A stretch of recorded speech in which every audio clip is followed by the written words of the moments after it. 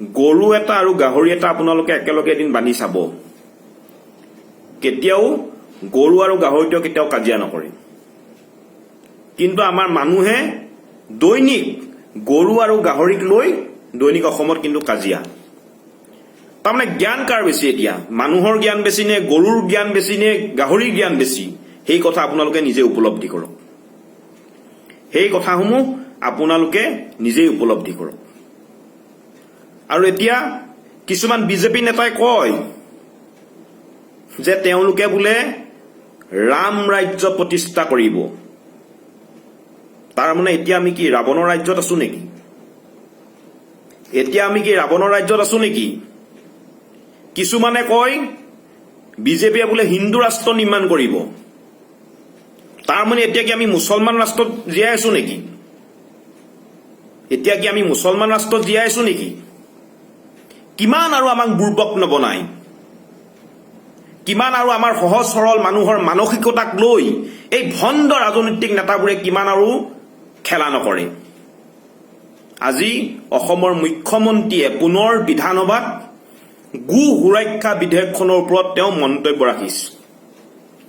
তেওঁ কৈছে যে গৰু হিন্দু মানুহে পূজা কৰে, যদি গাহৰি মুছলমান মানুহে পূজা কৰিলেহেঁতেন তেতিয়াহ'লে গাহৰিও তেওঁ বেন কৰি দিলেহেঁতেন।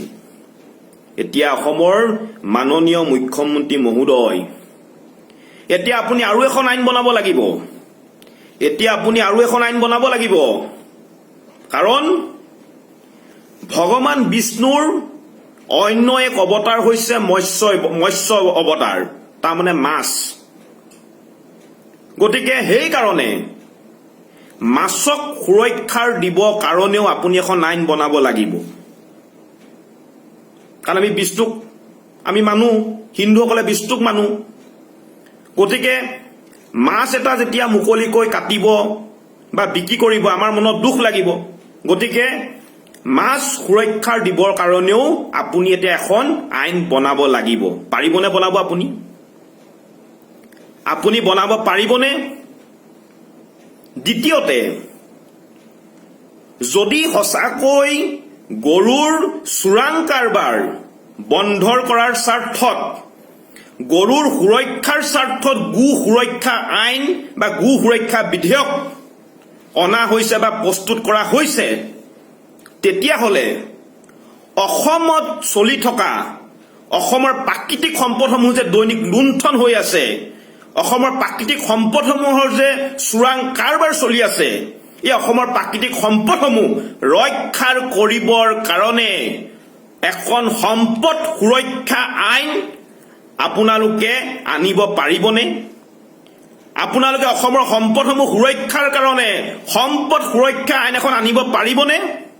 কাৰণ অসমততো দৈনিক কয়লাৰ চোৰাং কাৰবাৰ চলে, কাঠৰ চোৰাং কাৰবাৰ চলে, বালিৰ চোৰাং কাৰবাৰ চলে, মাটিৰ চোৰাং কাৰবাৰ চলে, তেলৰ চোৰাং কাৰবাৰ চলে, আৰু এতিয়াতো তাতকৈ ওপৰত, সকলোতকৈ ওপৰত এতিয়া মানুহৰ অংগৰ চোৰাং কাৰবাৰ চলিছে, কিডনীৰ চোৰাং ব্যৱসায় চলিছে। এতিয়া কিডনীৰ চোৰাং বেপাৰ চলিছে। এনেকৈতো চাবলৈ গ'লেতো অসমত হাজাৰ হাজাৰখন আপোনালোকে বিধেয়ক আনিব লাগিব। কয়লা সুৰক্ষা বিধেয়ক, কাঠ সুৰক্ষা বিধেয়ক, তেল সুৰক্ষা বিধেয়ক, কিডনী সুৰক্ষা বিধেয়ক, এনেধৰণৰ হাজাৰ হাজাৰখন বিধেয়ক আনিব লাগিব। পাৰিবনে আপোনালোকে? আনিব পাৰিবনে? অসম আৰু অসমীয়াৰ জাতিৰ সুৰক্ষাৰ স্বাৰ্থত, অসমৰ সম্পদসমূহ সুৰক্ষাৰ স্বাৰ্থত আপোনালোকে সম্পদ সুৰক্ষা আইন আনিব পাৰিবনে মুখ্যমন্ত্ৰী মহোদয়?